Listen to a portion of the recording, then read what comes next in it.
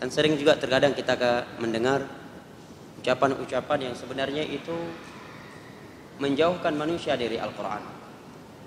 Beta-kata dah hafal Al-Quran tu dia tua, dia tu lebih agak beta hafal tadi. Ini sebenarnya penjauhan dari Al-Quran. Yang mana beta sembahyang tadi? Karena Allah menyatakan wailul lil musallin, celaka orang-orang yang salat. Berarti enggak usah salat saja. Tadi dimaksud oleh Allah alladzina hum an salatihim sahun. Kalau sudah menghafal kemudian tidak membacanya saja dosa, apalagi sama sekali tidak membaca, sama sekali tidak hafal.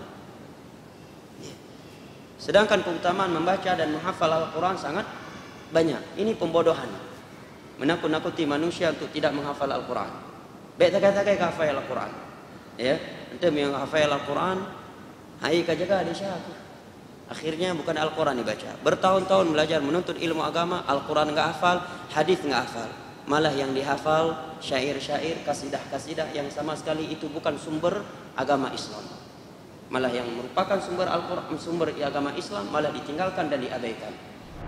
Media Sunnah Aceh.